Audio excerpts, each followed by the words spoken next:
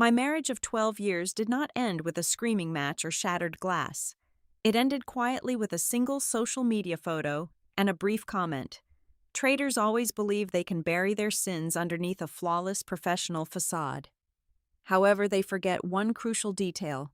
Once a devoted wife decides she has had enough, the ultimate price they will have to pay is their entire career and their absolute freedom.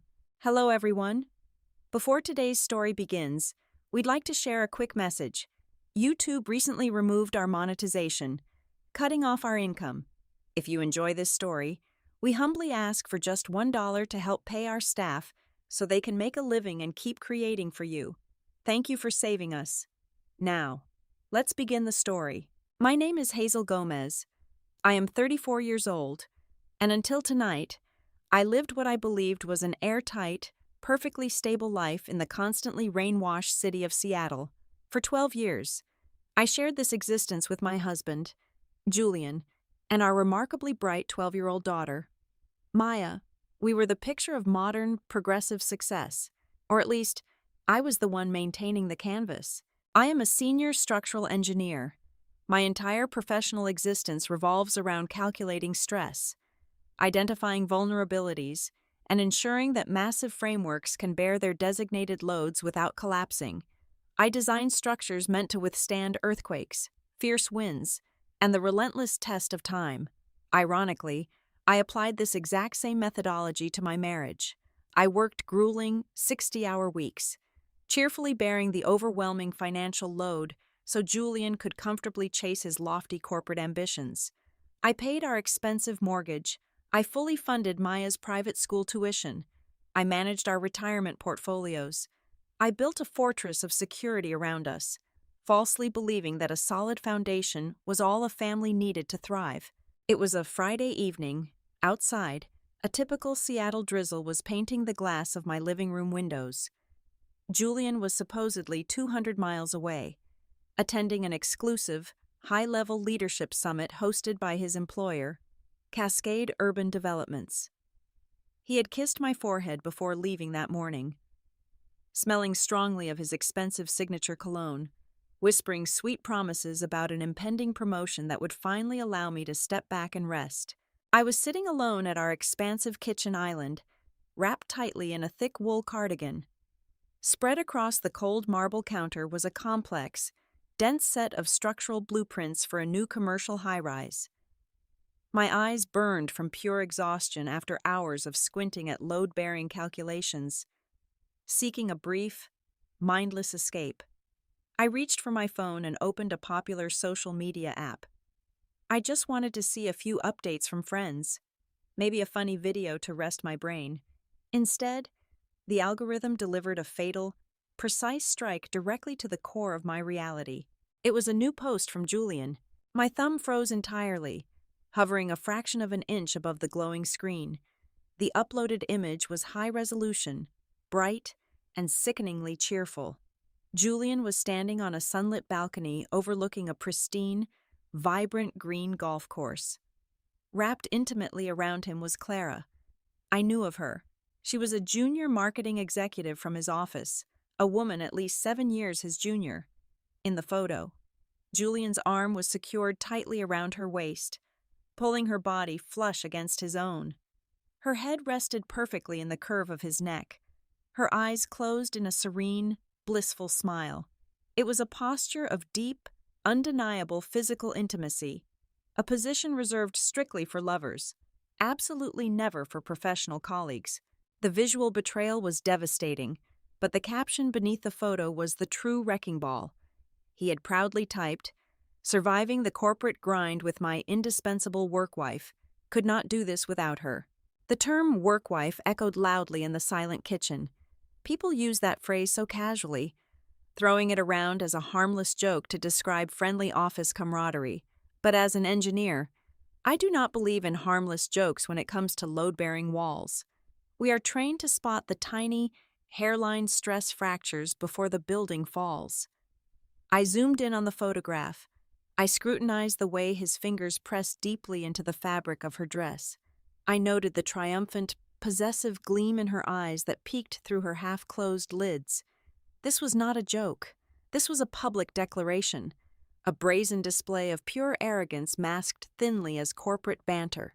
A sudden, terrifying calm washed over me. There were no dramatic gasps. No hot tears sprang to my eyes. My pulse did not race wildly. Instead, the emotional, vulnerable part of my brain simply shut down, instantly and completely overtaken by cold, unforgiving logic. The foundation of my marriage had a fatal, unfixable flaw. The integrity of the structure was compromised beyond repair. It was time to demolish the building. I tapped the comment box right beneath his public post. My fingers did not tremble even slightly as I typed a single, decisive sentence. Divorce papers are on the table. I pressed send. I watched my brutal, honest comment appear directly under his smiling face, forever cemented in the digital world for all his colleagues, his friends, and our extended family to witness. I set my phone face down next to my empty coffee mug. I closed my laptop with a soft, definitive click. I neatly rolled up my massive blueprints and slid them perfectly into their protective cardboard tube. I stood up from the stool, my back straight, and walked slowly down the hallway to our master bedroom. I walked straight to Julian's side of the walk-in closet. I did not scream. I did not rip his expensive suits off their hangers or hurl his leather shoes against the wall in a fit of passionate rage. I methodically pulled out a large, heavy-duty black trash bag. I started with his bedside table. I picked up the engraved silver watch I had purchased for our 10th anniversary and dropped it unceremoniously into the bag. I gathered the framed photos of him and his college buddies. I emptied his entire top drawer of expensive silk ties, the very same ones I had carefully ironed for him just 3 days ago. Every single keepsake, every personalized item that carried his scent, his memory, or his ego, went straight into the dark plastic. I moved with the cold, exact precision of a machine dismantling a condemned structure piece by piece. When the bag was completely full, I tied a tight, unbreakable knot at the top, effectively sealing 12 years of lies in the garbage where they belonged. As I finished sealing the heavy plastic bag, the phone I had abandoned on the kitchen island began to vibrate violently against the marble surface. It was a relentless, angry, mechanical buzzing that echoed through the quiet house. I walked back into the room and stared down at the glowing screen. The display was a chaotic, rapidly scrolling waterfall of desperate notifications. Julian was in a state of absolute panic. In the brief span of perhaps 15 minutes, he had called my number 27 times. Following the missed calls was an avalanche of text messages. I did not touch the device. I simply watched the words flash across the locked screen. Hazel, please pick up. It is not what it looks like at all. I took the photo down. It was just a stupid inside joke from the marketing department. Everyone does it. You are completely overreacting over nothing. I did not reply. I did not even unlock the phone to mark his frantic messages as read. The fact that his very first instinct upon reading my public comment was to immediately erase the digital evidence and attempt to gaslight me only solidified the absolute truth of his guilt. His panicked erasure meant nothing anyway. The damning image was already burned indelibly into my mind, and far more importantly, I had instinctively captured a high-resolution screenshot the second I saw it. It was already uploaded and secured in my encrypted personal cloud storage. I completely bypassed his endless, pathetic attempts at contact and directly dialed the private cell number of my personal attorney, Marcus. It was approaching 9 o'clock on a Friday night, a time normally reserved for family dinners or winding down, but Marcus owed me a significant professional favor. 2 years ago, I had provided him with completely free, highly complex structural consultations for his massive custom lake house project. He answered the phone on the second ring. Marcus, I need you to initiate a total freeze on all joint financial accounts the moment the banks open, and I need emergency motions prepared immediately, I instructed, my voice entirely devoid of any recognizable emotion or tremor. Julian and I are divorcing. I need emergency injunctions filed first thing Monday morning. but I want my half of all liquid assets moved into an isolated, secure trust by midnight tonight, if electronically possible. Hazel, are you absolutely sure about this? Marcus asked, his tone shifting instantly from casual greeting to sharp professional concern. This is a massive, highly aggressive step to take so suddenly without prior mediation. I have never been more profoundly certain of anything in my entire life, I replied smoothly. Secure every single dollar, lock down our shared investment portfolios. Do not allow him the opportunity to move a single dime of our money to protect himself. After ending the call with Marcus, I took one deep, methodical breath. The logistical and financial gears were officially in motion. Now came the most difficult and delicate task of the evening. I walked slowly up the hardwood stairs toward the second floor, my footsteps silent. I stopped at Maya's bedroom door and knocked gently twice before turning the brass handle. She was sitting cross-legged on her thick wool rug, quietly sketching in a large bound notebook, her oversized headphones resting loosely around her neck. She looked up as I entered. Her dark eyes, so remarkably similar to my own, were perceptive and unnervingly sharp. Maya, we need to have a serious conversation, I said, moving across the room to sit on the edge of her neatly made bed. I chose my next words with the utmost surgical precision. I was fiercely determined not to burden my 12-year-old daughter with the ugly, sordid details of corporate infidelity. I refused to poison her foundational perception of her father with my own toxic venom. However, I had made a vow the day she was born that I would never lie to her. Your father and I are getting a divorce, I stated clearly, maintaining a steady, comforting eye contact. I need you to understand completely that this decision has absolutely nothing to do with you. You are the greatest thing that has ever happened in my life. But Julian and I can no longer be married. He broke a fundamental rule of our family partnership, and the damage is something we cannot fix. I mentally braced myself for tears, for widespread confusion, for the heartbreaking and desperate questions typical of a young child facing a suddenly broken home. Instead, Maya remained perfectly still. She stared down at her open sketchbook for a long, heavy moment. When she finally lifted her gaze back to mine, there was a profound, weary, and incredibly mature understanding in her expression that no child her age should ever have to possess. "Is this about the woman from his office?" she asked softly, her voice barely above a whisper. The air in the bedroom suddenly felt dangerously thin and cold. I kept my facial features perfectly neutral, though a freezing dread began to pool heavily in the pit of my stomach. "What do you mean, sweetheart?" Maya closed her notebook slowly. "When we went to the movies together 2 weekends ago, his phone kept buzzing on the center console. He left it in the cup holder when he went to the concession stand to buy us popcorn. I saw the screen light up. A woman named Clara was sending him multiple messages. She called him baby." She swallowed hard, her small fingers nervously gripping the cardboard edge of her notebook. "I asked him about those messages on the drive home. He got really angry. Really angry. He yelled at me and gripped the steering wheel so tightly that his knuckles turned completely white. He told me I was snooping where I did not belong. He said that if I ever told you about those texts, it would ruin our entire family. He looked me right in the eyes and said it would be my fault if you got mad and left us." The cold, calculating logic that had seamlessly guided me through the past hour vanished in an instant.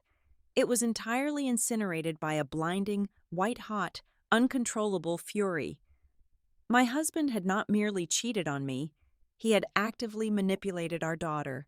He had callously placed the heavy, suffocating burden of his own filthy secrets squarely onto the fragile shoulders of a child. He had weaponized her innocence and manipulated her fear to protect his pathetic, selfish affair. I leaned forward and pulled Maya into a fierce, desperately protective embrace, resting my chin softly on the top of her head.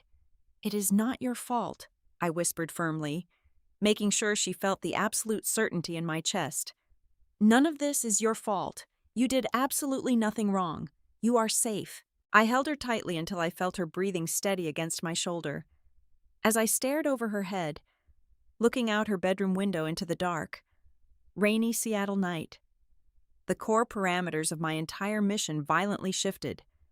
A simple, straightforward divorce was merely an administrative penalty for a failed marriage, but threatening an innocent child to cover up a cowardly betrayal required a completely different, catastrophic level of retribution.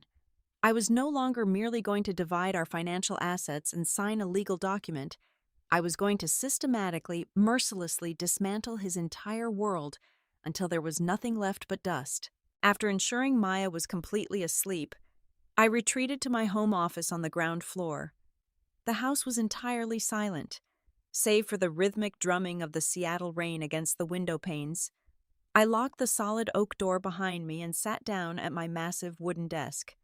I powered on my high-performance workstation, a machine I typically used for running complex architectural stress simulations. Tonight, I was going to use its processing power to tear apart the financial architecture of my 12-year marriage. Julian had always praised my meticulous nature when it came to managing our household wealth. He happily surrendered all the passwords to our joint checking accounts, savings portfolios, and shared credit lines, claiming he simply did not have the mind for numbers. He thought his laziness was a luxury. In reality, he had just handed the architect of his destruction the master blueprints. I started by downloading every single bank statement and credit card ledger from the past 4 years. I imported the raw data into a massive spreadsheet, applying advanced filtering algorithms to categorize every single outgoing cent. As an engineer, I am conditioned to look for anomalies in structural behavior. A load-bearing wall that carries too much weight will exhibit microscopic, hairline fractures long before a catastrophic collapse occurs. My marriage was no different. It only took me 45 minutes to spot the first massive structural failure in Julian's carefully constructed lie. His passwords were insultingly simple, a pathetic combination of his birth year and his college fraternity, allowing me completely unrestricted access to his private digital life. The discrepancies began showing up under the guise of travel expenses. Over the past 24 months, Julian had claimed to be on highly critical, mandatory business trips for Cascade Urban Developments at least 2 weekends every single month. I opened a second monitor and pulled up the official corporate press releases and the public event calendar for his employer. I cross-referenced the dates of his alleged conferences with the actual company timeline. The result was glaring. Almost 60% of his claimed business trips simply did not exist. My fingers flew across the mechanical keyboard, highlighting rows of data in bright red. The charges were staggering. There was a weekend in Aspen last December. The credit card showed an authorization for a luxury ski resort totaling $4,500. There were 2 first-class flights. There were charges for couples massage therapy. There was a dinner receipt for $850 at a Michelin-starred restaurant. Julian had told me he was freezing in a miserable budget hotel in Chicago for a zoning committee meeting while I was at home paying our utility bills. But the more I dug, the more a puzzling variable emerged. Our joint accounts could not possibly support this level of sustained, exorbitant luxury. Even with my high salary and his executive pay, a drain of this magnitude would have triggered overdraft alerts. The illicit trips were being funded by an external source.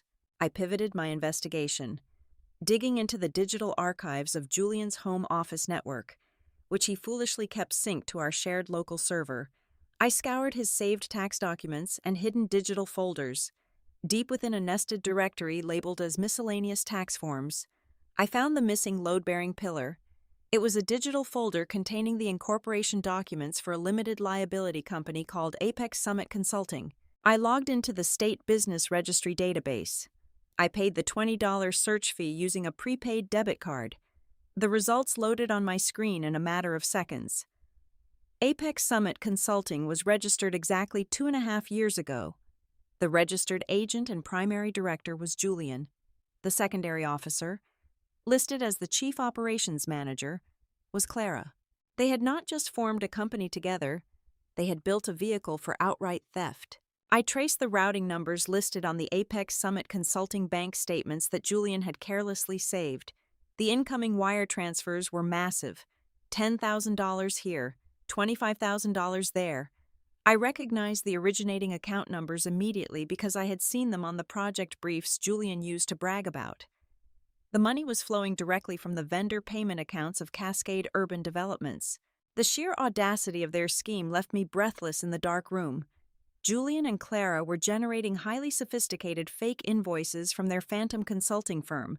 They were billing Cascade Urban Developments for imaginary market research, environmental impact studies, and structural surveying on major commercial builds. Because Julian was the senior project manager, he had the direct authority to approve vendor payments under $50,000 without requiring secondary executive oversight. They were systematically siphoning tens of thousands of dollars of corporate project funds directly into their own pockets, flying completely under the radar of the corporate auditing department. They were using embezzled company money to finance their illicit, extravagant affair, turning their employer into their own personal bank account. This was no longer just a heartbreaking story of a cheating husband. This was grand larceny. This was corporate fraud carrying severe federal prison time. A freezing, absolute calm settled over my entire body. I meticulously gathered every piece of digital evidence. I downloaded the forged invoices, the shell company registration papers, the bank transfer logs, and the damning credit card receipts. I organized them into a highly secure encrypted digital folder. I did not trust my local hard drives. I purchased an anonymous, decentralized cloud storage vault and uploaded the entire payload, for redundancy. I copied the files onto 3 separate encrypted flash drives. I placed one drive in my fireproof home safe, slipped the second into my personal leather briefcase, and sealed the third inside a secure envelope destined for a private bank deposit box first thing Monday morning. I leaned back in my leather chair and looked at the glowing monitors. The digital clock in the corner of the screen read 3 o'clock in the morning. I was not tired. I had uncovered the fatal flaw in his design, and I now possessed the exact explosive charges needed to bring his entire world crashing down. I have you exactly where I want you, I whispered to the empty room. Julian finally returned to the house on Sunday morning at exactly 10 o'clock. The heavy oak front door slammed shut with aggressive force, sending a dull vibration through the hallway floorboards. I was already waiting for him, seated perfectly straight at the head of our long, formal dining table. The morning sunlight poured through the sheer curtains, illuminating the dust motes dancing in the silent air. The house was entirely empty of any noise. I had arranged for Maya to spend the entire weekend at her grandparents' house in the suburbs, ensuring she would be miles away from the toxic fallout that was about to contaminate our home. He walked into the dining room looking intentionally disheveled. His tie was pulled loose, his collar was unbuttoned, and he carried a carefully manufactured expression of exhausted misery. He stopped at the opposite end of the table, gripping the back of a wooden chair. He did not offer an apology. He did not drop to his knees and beg for forgiveness. Instead, he immediately launched into a rehearsed, venomous counterattack, employing the classic defensive strategy of a narcissist caught in a lie. He decided to play the ultimate victim. "You really threw a grenade into our lives over a stupid picture, didn't you?" he sneered, his voice dripping with condescending disbelief. "You humiliated me in front of my entire department, but let us be brutally honest for a single second.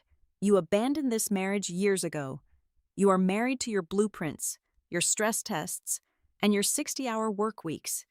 You left me completely alone in this house. You froze me out. I found someone who actually listens to me. Someone who does not treat me like an annoying distraction from her precious career." I remained absolutely silent. I did not move a single muscle. I sat with my hands calmly folded in my lap, observing him with the detached, clinical fascination of a scientist watching a laboratory rat navigate a maze. My silence seemed to infuriate him further. The lack of a screaming, hysterical wife deprived him of the chaotic energy he needed to fuel his own righteous anger. He began to pace aggressively back and forth across the Persian rug, his voice rising to a threatening shout. "If you think you can just discard me with a dramatic online comment, you are entirely delusional. We are going to fight, and I promise you will lose. I will drag you through the most vicious custody battle this state has ever seen. I will testify that your workaholic lifestyle makes you a completely unfit, neglectful mother. I will demand full physical custody of Maya. He stopped pacing and slammed both of his hands down flat onto the polished mahogany table, leaning forward to try and physically intimidate me. And let us talk about assets. I know you just secured an equity partnership at your engineering firm last month. I am legally entitled to half of everything you have built during this marriage. I want 50% of your shares. I want the house. I want the retirement accounts.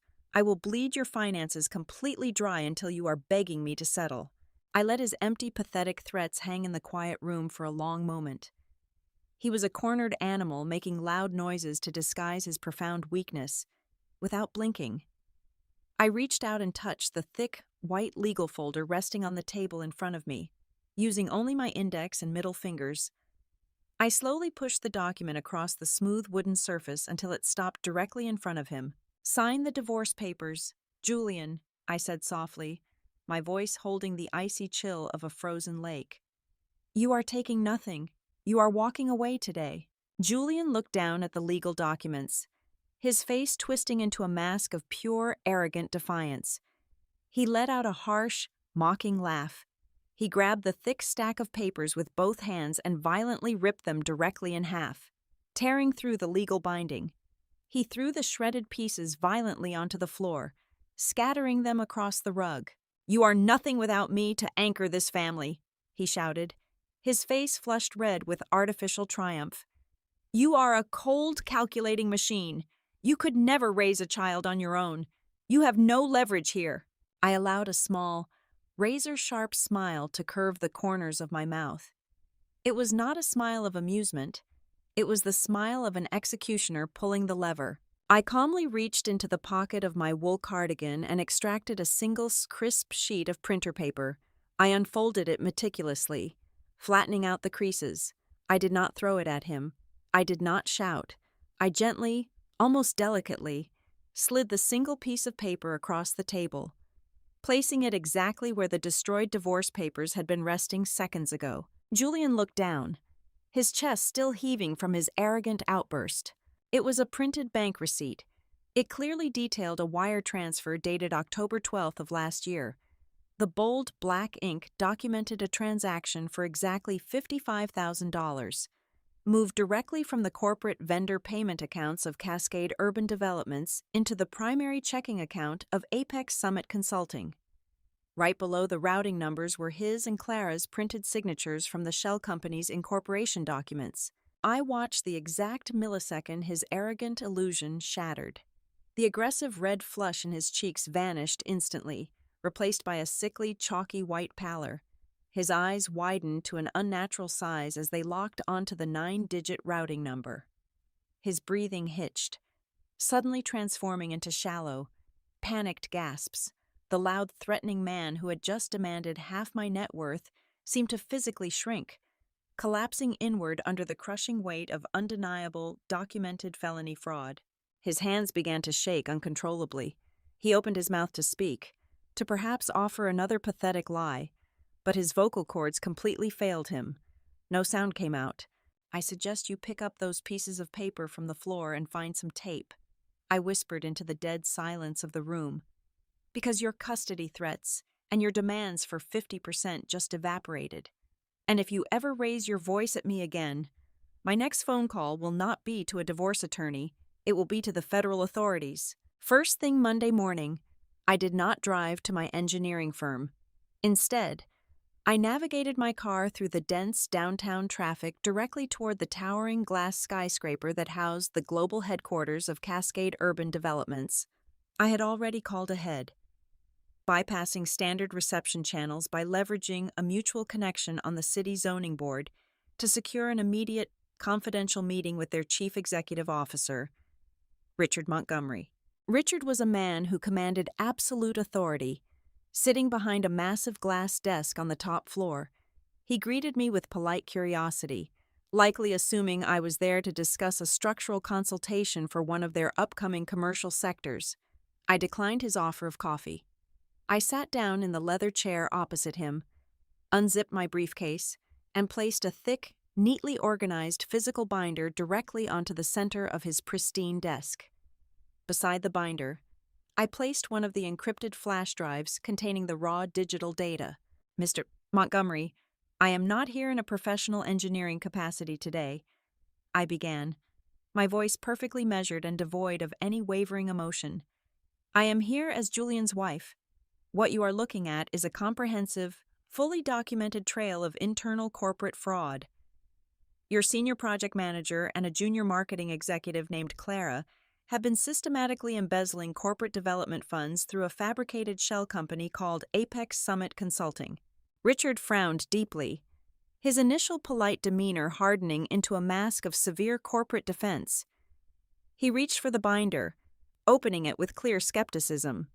However, as his eyes scanned the first few pages, the skepticism rapidly dissolved into sheer, unadulterated horror. I had arranged the documents flawlessly.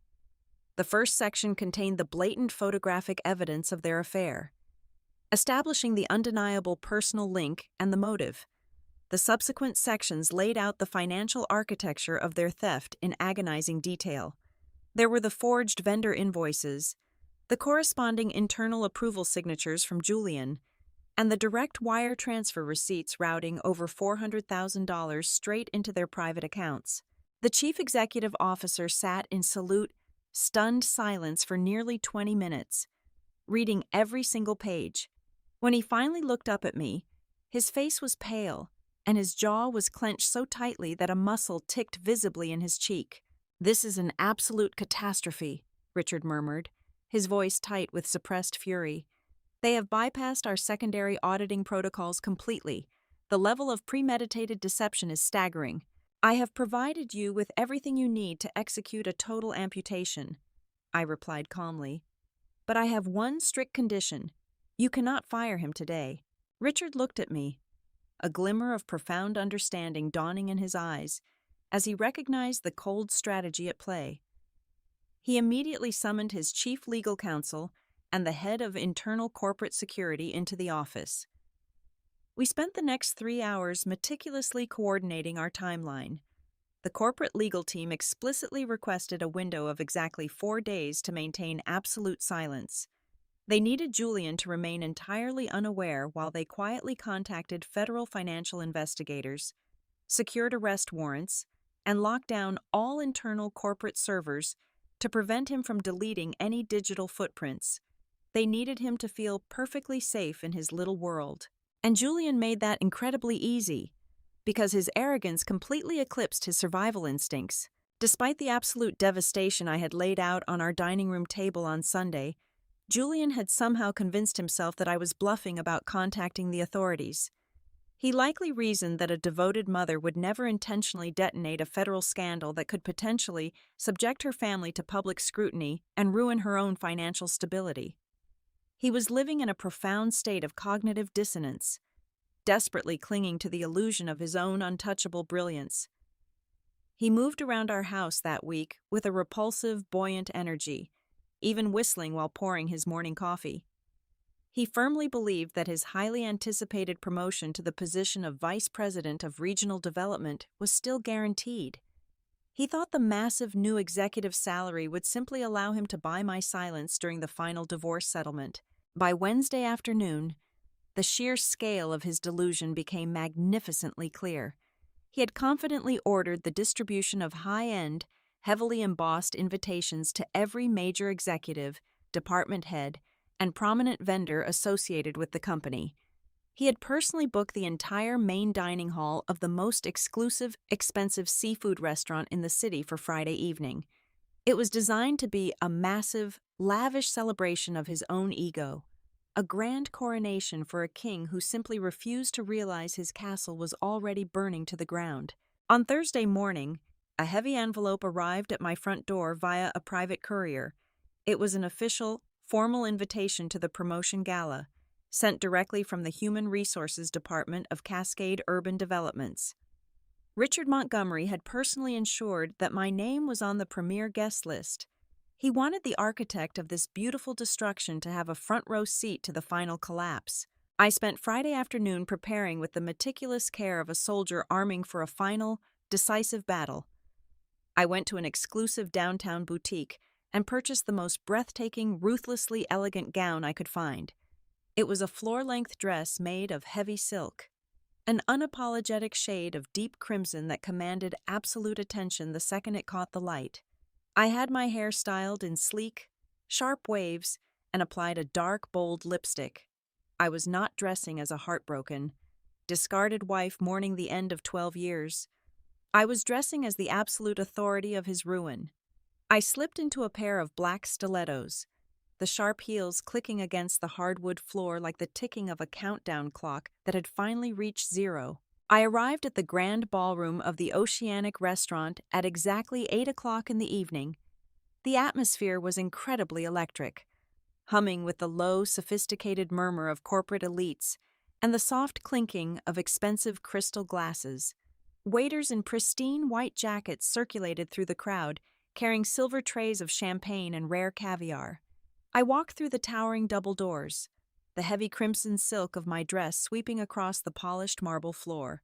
Heads turned immediately. Conversations paused as executives and their spouses took in my unexpected arrival.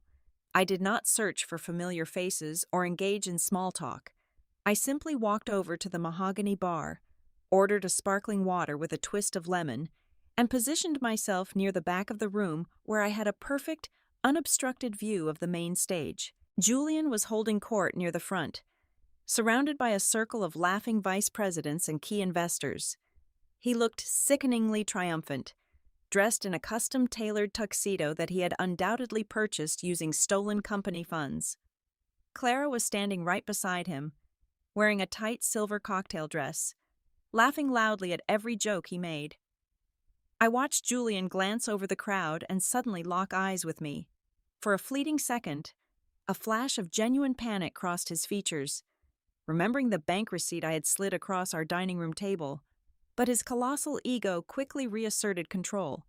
He likely convinced himself that I had shown up simply to surrender, to publicly accept my defeat, and bask in the glow of his newfound corporate supremacy. He actually offered me a smug, condescending smirk before turning his back to me entirely. At 8:30, the gentle chime of a spoon tapping against a glass echoed through the massive hall. The ambient music faded away. Julian confidently strode up the carpeted steps onto the brightly lit stage, adjusting his microphone with the practiced ease of a man who believed he owned the world. He began his speech with a sickeningly rehearsed charm, thanking the board of directors for their unwavering support and highlighting his own brilliant strategies over the past fiscal year. Success is never built in isolation, Julian projected into the microphone, his voice booming across the silent room. It requires dedication, late nights, and the right people standing by your side. I want to take a special moment to recognize someone who has been absolutely instrumental in this quarter's massive growth. Clara, your marketing insights and relentless drive have been nothing short of extraordinary. You are the true heartbeat of my team. The crowd offered a polite round of applause. Clara beamed, pressing her hands to her chest in a display of feigned humility. Julian did not even cast a single glance in my direction. He was intentionally, publicly erasing 12 years of my financial support and marital sacrifice, choosing instead to elevate his partner in crime. It was a spectacular display of hubris, and it perfectly set the stage for his absolute destruction. From the right side of the hall, Richard Montgomery emerged from the shadows. The chief executive officer walked toward the stage with a terrifying, rigid posture. The polite applause died down instantly, replaced by a tense, palpable anticipation. Julian stepped back from the podium, his face flushed with excitement, extending his arm to welcome his boss to the stage. He was waiting for the crown to be placed upon his head. Richard did not shake Julian's extended hand. He walked straight to the microphone, gripping the edges of the wooden podium so tightly his knuckles turned white. He looked out over the sea of confused faces, his expression grim and resolute. "Ladies and gentlemen, I apologize for the sudden interruption to this evening's festivities," Richard began, his voice cutting through the room like a steel blade. "However, there will be no celebration tonight, and there will certainly be no promotion." A collective, shocked gasp rippled through the audience. Julian let out a nervous chuckle. looking around the room as if waiting for the punchline of an elaborate corporate joke. "Effective immediately," Richard continued, turning his head slightly to glare directly at Julian. "Julian and Clara are permanently terminated from their positions at Cascade Urban Developments. This decision is not a matter of poor performance. It is a matter of severe, calculated criminal misconduct. Following an exhaustive internal audit conducted over the past 4 days, we have uncovered irrefutable evidence of a massive financial fraud operation orchestrated by these two individuals." The silence that fell over the room was absolute and deafening. You could hear the faint sound of the ocean waves crashing against the pier outside. Julian's arrogant smirk vanished entirely, his face draining of all color until he looked like a walking corpse. He took a stumbling step backward, his mouth opening and closing like a suffocating fish. Clara let out a sharp, terrified whimper. Before Julian could even attempt to form a coherent sentence, the heavy wooden doors at the back of the hall burst open. 4 individuals wearing dark, authoritative windbreakers stepped into the opulent room. The gold lettering across their backs clearly identified them as federal agents. They moved with swift, tactical precision, parting the sea of stunned corporate elites as they marched directly toward the stage. "Julian and Clara," the lead agent announced, his voice devoid of any sympathy as he pulled a folded document from his jacket. "We have a federal warrant for your immediate arrest on multiple counts of corporate embezzlement, wire fraud, and grand larceny." Total chaos erupted. Several board members shouted in disbelief. Clara completely broke down, dropping to her knees on the stage and sobbing hysterically, screaming that it was all Julian's idea and that she was merely following orders. Julian did not run. He could not. His legs simply gave out beneath him, and he collapsed onto the carpeted steps of the stage. The agents swiftly descended upon them, harshly pulling their arms behind their backs. The sharp metallic click of steel handcuffs, snapping shut, echoed loudly over the rising murmur of the crowd.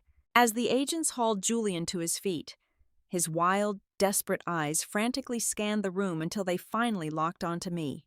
He saw me standing perfectly still in my crimson dress, calmly holding my glass of sparkling water. The realization of what had truly happened finally pierced through his thick skull. He understood that I had not come to witness his victory. I had orchestrated his execution. "Hazel!" he screamed, his voice cracking with pure, unadulterated terror. He tried to pull away from the gripping hands of the federal agents, struggling pathetically. "Hazel, please! You have to call Marcus. You have to help me. Tell them I will pay it all back. Please, Hazel, do not let them take me away." The entire room turned to look at me, hundreds of eyes watching with bated breath. I slowly placed my glass down onto a nearby cocktail table.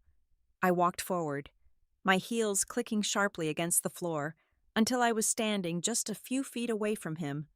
I looked down at the man I had loved for 12 years, the man who had threatened to take my daughter and ruin my life just 5 days ago. There was absolutely nothing left inside me. No anger, no sadness, just a hollow, peaceful void. "You built a house on lies, Julian," I said softly, making sure only he could hear my final verdict. "And I am simply the engineer who let it fall." I turned my back on him. I walked straight toward the exit, ignoring his agonizing screams and pathetic pleas echoing behind me. I pushed through the heavy doors and stepped out into the cool, refreshing Seattle night, taking a deep, cleansing breath of the salty ocean air. The following months moved with extraordinary swiftness.